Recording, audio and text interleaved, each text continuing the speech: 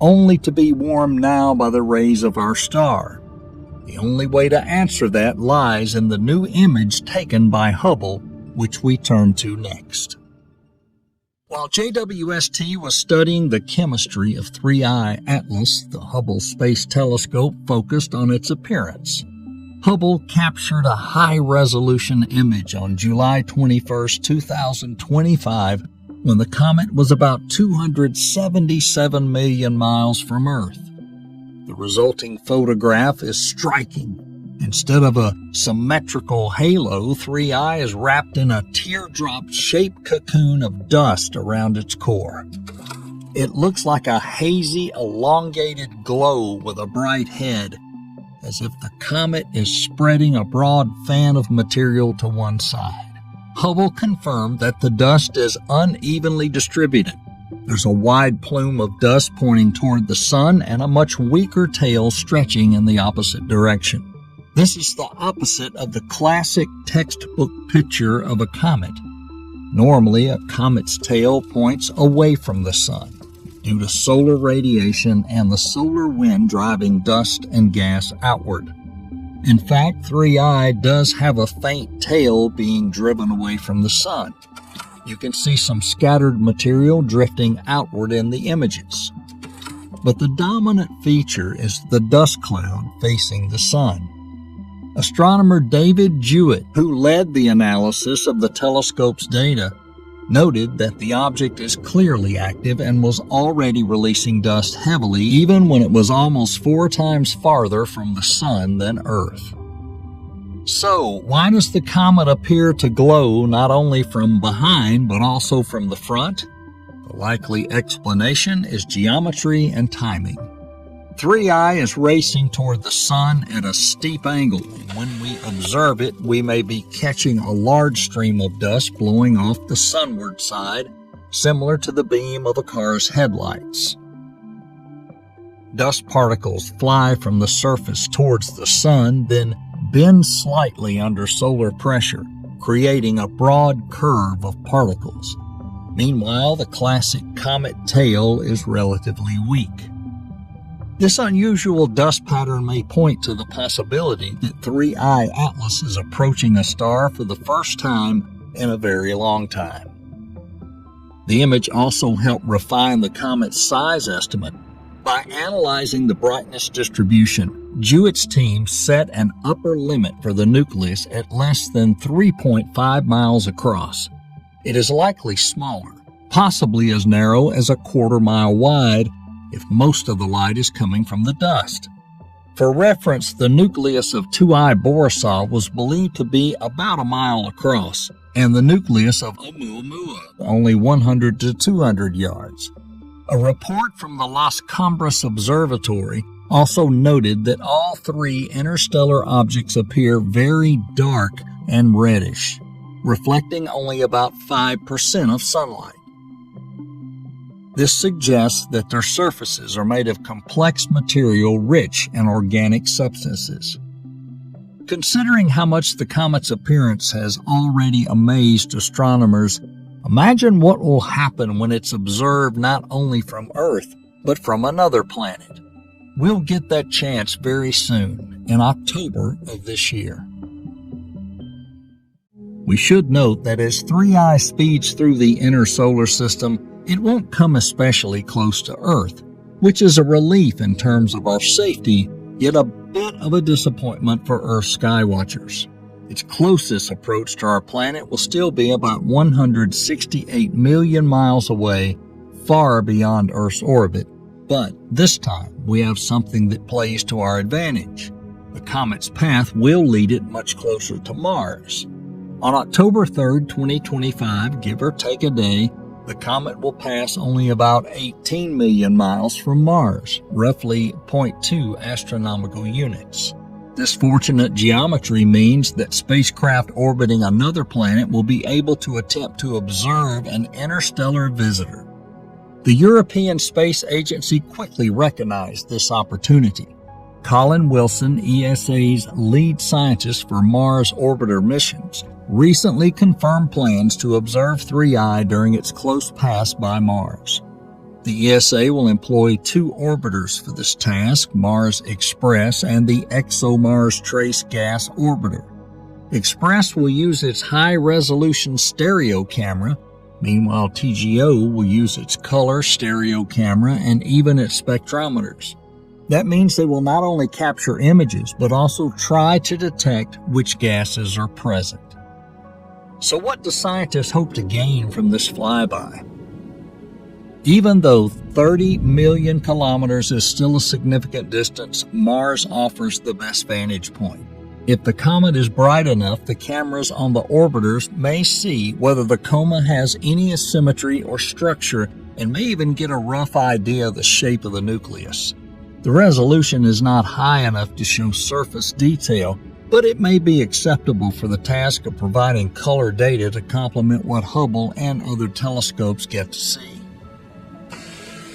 If the gas emission is strong, the spectrometers could pick up molecular signatures such as spectral fingerprints of water, carbon dioxide, or carbon monoxide in the comet's tail. NASA's resources on Mars may also join this mission. The long-running MAVEN orbiter, which studies the Martian atmosphere, the Mars Reconnaissance Orbiter, and China's Tianwen-1 all carry cameras that could be repurposed to take images of 3I during its flyby. This could become a global initiative beyond Earth, a coordinated interplanetary observing campaign. Meanwhile, in the farther reaches of the solar system, other spacecraft may also be able to take a look. ESA's JUICE probe, currently on its way to Jupiter, plans to attempt observations in November 2025 if conditions allow. JUICE has some limitations because of thermal guidance, but its team still intends to use 4 of its instruments to gather as much data as possible about this comet. Even NASA's Lucy probe, traveling toward the Trojan asteroids, has been mentioned as a potential observer. Now think about what that means. If we ever want to send a spacecraft to chase down an interstellar object, being able to practice with the use of Mars orbiters in this way is priceless. We're learning how to quickly coordinate because interstellar visitors don't give much notice. 3I Atlas was only discovered a few months before its best observation window. The Mars orbiters are ready to observe, but even before the first images come in, some scientists have floated bolder ideas. Why do some see 3I Atlas as a natural object while others think it might be something artificial? Whenever an interstellar object makes the news, it seems to attract its share of mystery and speculation. In the case of Oumuamua, our first visitor of this kind, it lacks of a coma, and its odd acceleration led some, including Harvard professor Avi Loeb, to suggest it might be an alien probe, an idea that sparked fierce debate in the scientific community. Now, with 3I Atlas, we're witnessing unusual features once again, and Loeb, along with other scientists, has once more raised the possibilities of what if. He pointed to the strange glow ahead of the comet and suggested it might not be an ordinary comet at all, even revisiting the possibility of alien technology. Could its trajectory be fine-tuned? Could its unusual brightness be a sign that it is not a naturally occurring object? After all, who wouldn't be intrigued by the idea of an alien craft passing through our solar system? Let's take a critical look at that hypothesis. The claim that 3I lacks a tail and lights up from the front can largely be explained with what we already know. Hubble did see a tail, though very faint, and the bright dust plume facing the sun is a natural result of a one-sided gas release. The dominance of carbon dioxide puzzled scientists at first, but there are natural explanations, such as its birthplace or radiation exposure. No data so far, whether chemical, visual, or orbital, requires an artificial origin to explain it. Its orbit, while fine-tuned in the sense that its hyperbolic and comes from a specific galactic direction, it fits with ejection from a distant star and a long drift through space. It shows no unexplained deviations that would suggest engines or anything non-gravitational.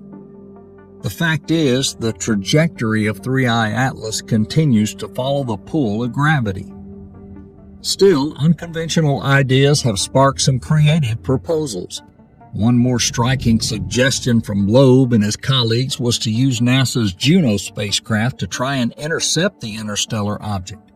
Juno is currently orbiting Jupiter, and in mid-2025 they propose firing its engines to slingshot off Jupiter and aim for 3I Atlas as it leaves the solar system. According to their calculations, if Juno made the maneuver in August or September 2025 and used Jupiter's gravity in an Oberth maneuver, it could reach a trajectory that would pass the comet in late 2025 or early 2026. The catch is that this would require a velocity change, resulting in huge additional fuel expenditure, and Juno was never designed for an interstellar chase. It is an ambitious and risky idea, probably beyond the limits of the craft's remaining fuel and engineering capabilities, and NASA has shown no sign of seriously considering it. However, this illustrates how eager scientists are to have a closer look. Even a quick flyby, imaging the nucleus or directly sampling the coma, could answer many questions. Loeb argued that instead of ending Juno's mission by plunging it into Jupiter as planned, why not repurpose it in the name of a bold exploration? In the nearer future, missions like the Comet Interceptor should be ready for the next interstellar visitor. Led by ESA partnership with JAXA, the Comet Interceptor will launch to a parking spot in space and wait. If a new comet is discovered with a favorable trajectory, the spacecraft can be sent to intercept it, releasing small probes for close-up, multi-angle observations. All astronomers, whether cautious supporters of natural theories or fans of more exotic proposals, agree on one thing. We need more data on these interstellar objects. Before 2017, we had never seen one up close. By 2025, we have already observed 3. Each one is a piece of another star system that we can study here and now. They may carry clues about whether life can arise in other systems or reveal new astrophysical processes we've never seen before. And if one of them does turn out to be an alien ship or probe someday, would we not want to be able to recognize it? But one thing is certain, we are no longer limited to studying objects that orbit the sun. Whatever secrets 3I Atlas eventually reveals about its mysterious homeland, the next object may be even more astonishing. As we prepare to say farewell to this interstellar comet, we can't help but wonder, when will the next visitor from deep space arrive, and will we